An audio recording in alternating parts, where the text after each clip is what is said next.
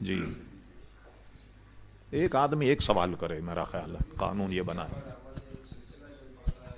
ہاں لے لیں، یہ لے لیں تاکہ ریکارڈ ہو جائے آپ کی آواز. جی اب ربیع الاول شریف کی آمد ایک سلسلہ چل پڑتا ہے کہ کیا صحابہ اکرام کے زمانے میں یہ میلاد شریف منایا گیا، اور آپ جو یہ سجاوٹ وغیرہ کرتے، جھنڈے ونڈے لگاتے ہیں، تو اس سے بہتر ہے کسی غریب بیٹی کی شادی کرا دی جائے تو یہ ہوگا اس سلسلے میں. چلیے بیٹھیے، آپ تشریف رکھیے. ماشاء اللہ. سب سے پہلے تو یہ طے کر لیں کہ بھئی کسی صحابی نے کیا ہو تو ہم کریں. ایک اصول طے کر لیں کہ ہم وہی کام کریں گے جو کسی صحابی نے کیا، باقی سب چھوڑ دیں گے. تو کتنے کام رہ جائیں گے دنیا کے؟ بتائیے مجھے. تو پہلے کیا ہوا، جب تبلیغی جماعت میدان میں آئی نا تو ان کے یہاں پنکھے نہیں تھے مکہ مسجد میں. کیوں جی؟ حضور کے زمانے میں پنکھے نہیں تھے. اچھا، وضو خانے میں ٹونٹیاں نہیں تھیں، لوٹے سے وضو کرتے تھے. کیا ہوا جی کہ حضور کے زمانے میں جناب لوٹے ہوتے تھے، ٹونٹیاں نہیں ہوتی تھی. ٹھیک ہے، تو پھر آپ یہ ہوائی جہاز میں سفر کیوں کرتے ہیں؟ گدھا گاڑی میں گدھے پہ بیٹھ کر کے سفر کریں یا خچر پر سفر کریں. آخر ترقی ہو رہی ہے تو اس کے اعتبار سے یہ معاملات ہو رہے ہیں. نہیں، میں ایک صاحب کا نام نہیں لیتا، وہ کسی دعوت میں گئے تو اس زمانے میں ٹیبل کرسی پر کھانا معیوب تھا، انگریز کھاتے تھے. وہ بزرگ ان پہ گرم ہو گئے، کہنے نیچے دسترخوان. اچھی بات تھی، نیچے دسترخوان بچھایا انہوں، کھا لی. کل انگریزوں کی طریقے سے تم کھا رہے ہو. سب انہوں نے ذرا ڈانٹ ڈپٹ کی. جب پیر صاحب نے کھانا وانا کھا لیا تو میزبان بچھاؤ بڑا شریر تھا، اس نے کیا کہ ایک طرف تو رکھی کار اور دوسری طرف رکھا گدھا. کہنے لگے حضرت صاحب اب دیکھیے یہ تو ہے انگریز کا بچہ اور یہ سواری حضور علیہ السلام کے زمانے کی، تو کون سی پسند کریں گے آپ؟ ظاہر ہے کہ پیر صاحب کار میں ہی گئے نا بیٹھ کر، گدھے پہ تو نہیں گئے بیٹھ کر. تو کچھ ہوتے ہیں شعار، ہم اس کو پہلے بیان کر چکے. کچھ شعار ہوتے ہیں مذہبی اور کچھ ہوتے ہیں قومی. جو مذہبی شعار ہے وہ نہیں بدلتا، قومی شعار بدل جاتا. جیسے پتلون کا پہننا، جس زمانے میں انگریز آیا اس زمانے میں سوائے انگریز کے کوئی پتلون نہیں پہنتا، وہ اس کی علامت تھی. اس وقت علماء اس کو حرام کہتے تھے. لیکن جب پتلون کا رواج عام ہو گیا، جیسے مثلا پورا ترکی مسلم ملک ہے، سارے پتلون پہننے لگ گئے، قومی لباس ہی ان کا پتلون ہو گیا. ہمارے یہاں بھی سب پتلون پہننے لگ گئے. تو آج کوئی آدمی پتلون پہن کر جا رہا، ہم نہیں کہیں گے نا یہودی جا رہا یا عیسائی جا رہا. تو حکم بدل گیا. اس لیے مولانا مفتی محمد وقار الدین صاحب رحمۃ اللہ تعالی علیہ نے وقار الفتاوی میں پتلون پہن کر نماز پڑھنے کو جائز قرار دیا. اور بس ایسی ہو کہ آدمی کو رکوع سجود میں کوئی تکلیف نہ ہو.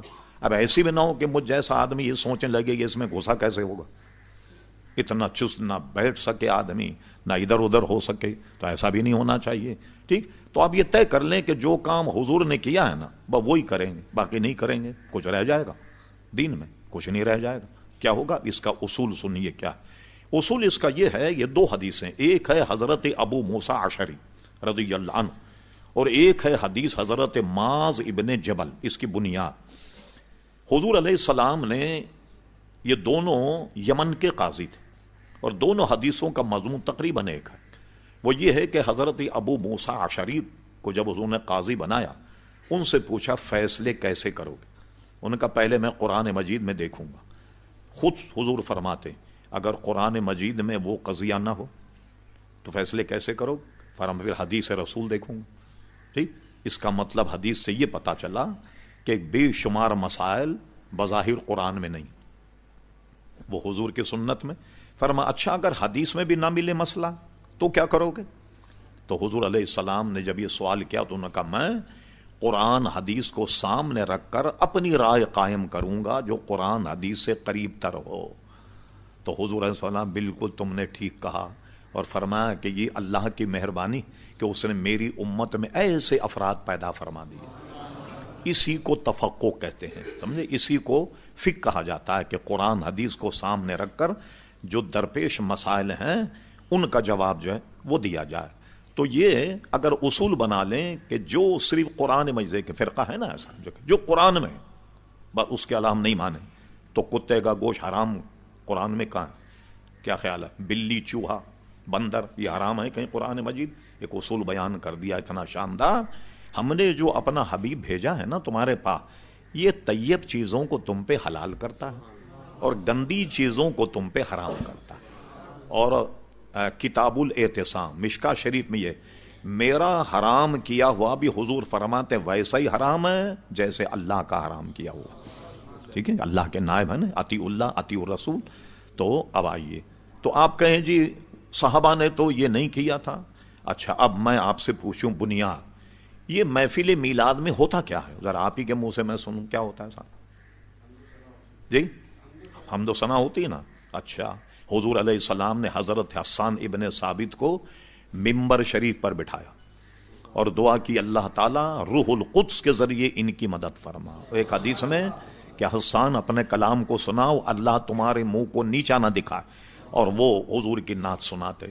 تو اگر یہ نعت سنانا میلاد ہے تو یہ تو حضور کے زمانے میں ہوتا تھا. اور صحابہ کرام علیہم رضوان تو حضور کا ذکر و اذکار کرتے تھے, تو میلاد میں اگر حضور کا ذکر و اذکار ہوتا ہے یہ بھی تو محفل میلاد. اب آپ کہتے ہیں جی جلوس نکالنا. جب حضور علیہ السلام مدینہ شریف گئے, چند دن آپ نے قباء شریف میں قیام فرمایا. یہ حدیثوں میں, تفسیروں میں, سیرت کی کتابوں میں نہایت ہی وضاحت کے ساتھ یہ واقعہ موجود. اہل مدینہ جہاں سے قافلے آتے ہیں نا قباء سے, اس کے راستے میں کھڑے ہوتے, انتظار کرتے. جب سورج غروب ہو جاتا تو فرماتے نہیں آئے, اپنے گھر چلے جاتے. تو جس دن حضور علیہ السلام تشریف لائے تو اہل مدینہ نے پورا جلوس نکال کر حضور کا استقبال کیا, اور چھوٹی بچیاں جو ہیں انہوں نے وہ نعت پڑھی, طلع البدر علینا, یہ والی نعت انہوں نے پڑھی. تو حضور علیہ السلام کا استقبال تو انہوں نے جلوس سے کیا. ایک بات یہ جو احمق کہتے ہیں نا کہ صاحب وہ تو پوری صحاح ستہ میں دکھائیے کہ جلوس یہ میلاد النبی. ٹھیک, اب صحاح ستہ کسی نے پڑھی نہ ہو تو اس کو کیا دکھایا جائے؟ کسی شخص نے خوب کہا تھا کسی زمانے مولانا لہجے میں کہ علم سیکھا پر دینداری نہ آئی, بخار آ گیا مگر بخاری نہیں آئی. صحاح ستہ کی کتاب ہے مشکا شریف. مشکا شریف میں علامہ امام ترمذی نے حضور کی سیرت پر ایک باب باندھا, جو کہتے ہیں نا کہیں نشان نہیں. آپ کو تعجب ہوگا, اس باب کا نام صاحب مشکات نے میلاد النبی رکھا.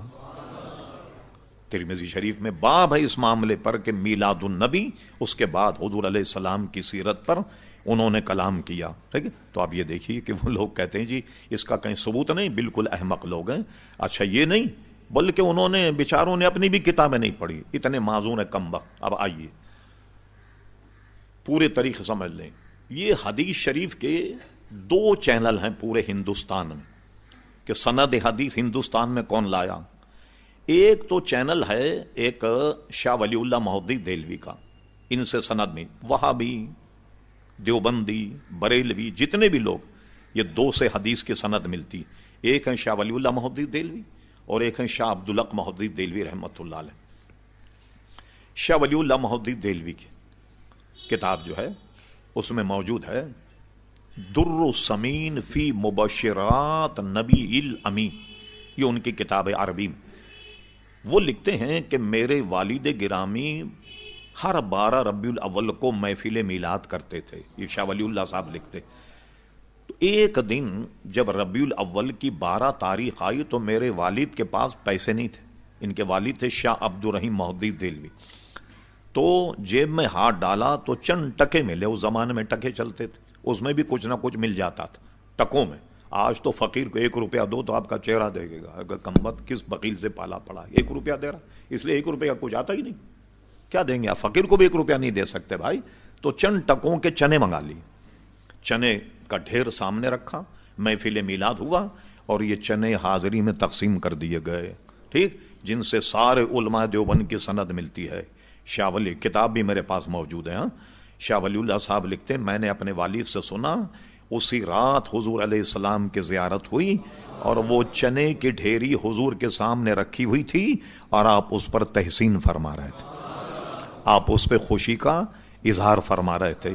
یہ تو شاہ ولی اللہ نے لکھا, محدث دہلوی صاحب نے. اب آئیے دوسرا چینل, آئیے دوسری سند ہے شاہ عبدالحق محدث دہلوی رحمۃ اللہ علیہ. یہ آج کل کے بزرگ نہیں, شاہ عبدالحق محدث دہلوی رحمۃ اللہ علیہ کا وصال ہوا ہے دہلی میں 1052 ہجری میں. الحمدللہ میں 2 مرتبہ دہلی گیا اور بسیار تلاش میں نے ان کے مزار پر جا کر فاتحہ پڑھی. افسوس تو مجھے یہ ہوا کہ اتنا بڑا محدث اور اس کے سارے کارناموں کو لوگوں نے فراموش کر دیا. پوری دہلی میں اچھے بھلے دیندار آدمی سے میں پوچھ رہا ہوں شاہ عبدالحق مہدی دہلوی کا مزار کہاں ہے تو کسی کو پتا نہیں، کسی کو پتا نہیں. پھر میں بریلی شریف جب گیا، وہاں کے بہت بڑے مفتی تھے قاضی عبدالرحیم صاحب، 3-4 دن پہلے انتقال ہوا، 3-4 سال یا 2 سال پہلے، اللہ غریق رحمت فرمائے. پورے ہندوستان کے بہت بڑے مفتی، میں ان کے پاس جب گیا تو ان سے میں نے پوچھا، پھر انہوں نے مجھے پورا بتایا. پھر جب میں دہلی گیا تو میں مہرولی کو طے کر کے شمسی تالاب میں اب پانی نہیں ہے، شمسی تالاب کو عبور کرنے کے بعد جنگل میں شاہ عبدالحق مہدی دہلوی کا مزار.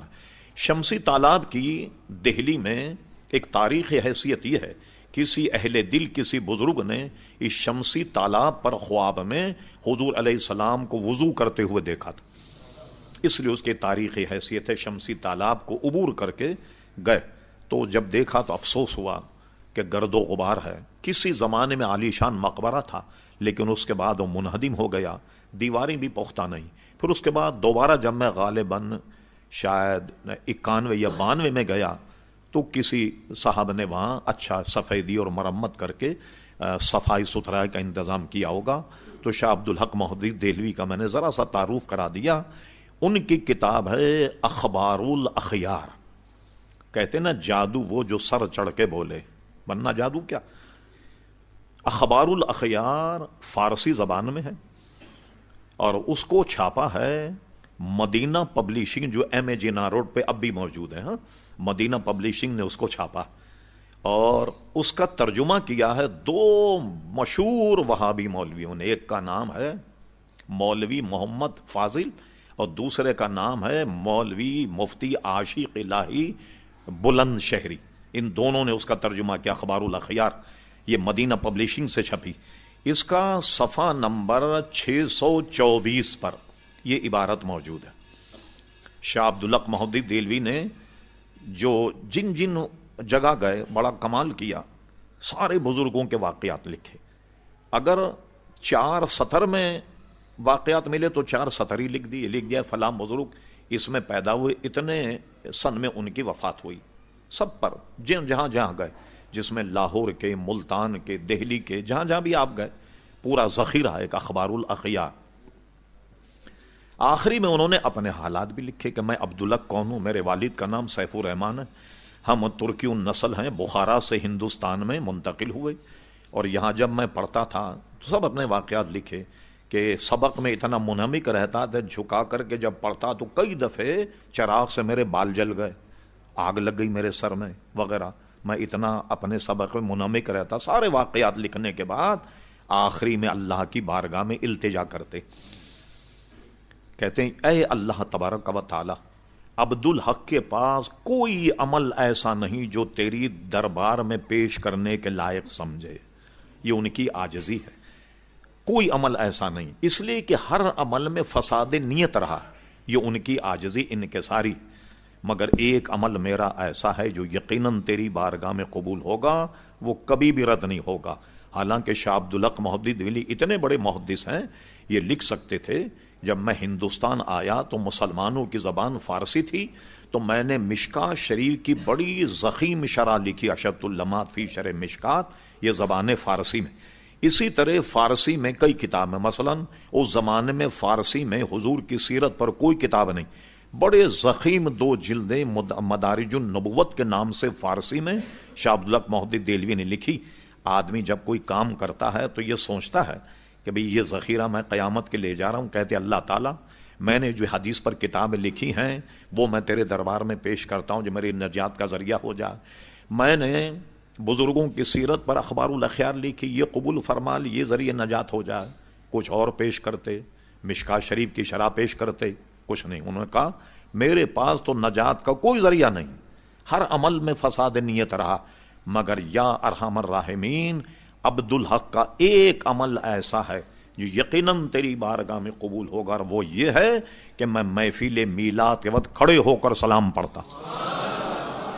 لائیے آپ میرے تو کتب خانے میں موجود ہیں، کسی وہابی سے منگوائیے، تمہارے مولویوں کا ترجمہ ہے، اور اس کو مدینہ پبلشنگ نے چھاپا، اور جناب وہ میرے پاس موجود ہے، اور صفحہ نمبر 26 اس کا نکالیے، 624 صفحہ نمبر، اس پہ شیخ محق نے یہ لکھا۔ اب سنیے نتیجہ، یہ بتائیے آپ، ایک عدالت میں مقدمہ چل رہا ہو اور گواہ آئے، جی آپ نے دیکھا ہے جو گواہی دی؟ آپ نے کہا نہیں، میں نے زید سے سنا ہے۔ زید کو کورٹ میں بلایا گیا، زید صاحب یہ آپ نے واردات کا موقع دیکھا ہے؟ انہوں نے کہا جی میں نے بکر سے سنا۔ یہ بکر صاحب کو بلایا، بکر صاحب کہتے ہیں بھائی میرے سامنے تو ایسا کوئی واقعہ نہیں ہوا، اب مجھے بتائیے اگر گواہی میں ایک آدمی کراس کوسچن جس کو کہتے ہیں اس میں اگر لاجواب ہو جائے تو مقدمہ ثابت ہوگا؟ نہیں ثابت ہوگا۔ اب کوئی آدمی اپنے آپ کو محدث کہے اور حدیث پڑھا ہے، اور اس کی حدیث میں دو مشرک آ جائیں، حدیث سند کا کیا بنے گا؟ کیونکہ میلاد شریف منانا تو شرک ہے نا۔ شاہ ولی اللہ مہدی دہلوی مشرک ہو گئے، ان کے والد شاہ عبد الرحیم صاحب بھی مشرک ہو گئے، شاہ عبدالحق مہدی دہلوی بھی مشرک ہو گئے۔ اب بتاؤ تمہاری سند کا کیا بنے گا؟ جس کی سند میں کوئی مشرک آ جائے تمہیں تو حدیث بیان کرنے کا حق ہی حاصل نہیں۔ بھائی کیوں بے وقوف بنا رہے لوگوں کو؟ تمہارے تو سند میں امام بخاری تو بہت بعد میں آئیں گے، دونوں مشرک آ گئے تمہاری سند میں، اس لیے ان کا قول بالکل غلط ہے۔ اور میں نے حدیث کو بتا دیا آپ کو، یہ اصول نہیں کہ جو بھی حدیث اور قرآن میں ہوگا وہی ہم مانیں گے۔ یہ دوسرے لوگوں کا کہنا شافعی، حنفی، مالکی جس میں پوری دنیا ان کی پیروی کرتی ہے، تو ہمارے یہاں ہمارے امام کا قول ہم لیں گے، یعنی کہ قرآن و حدیث سے ہم اس کا استثناء ہو گیا نہیں۔ ہم یہ جانتے ہیں کہ قرآن حدیث کو ہمارے امام ہم سے زیادہ جانتے تھے، ٹھیک ہے؟ تو یہ حضرات جو ہیں یہ جو کچھ کہیں گے وہ اصل میں دین ہے۔ اس لیے ہمارے یہاں شریعت کا ماخذ کیا ہے؟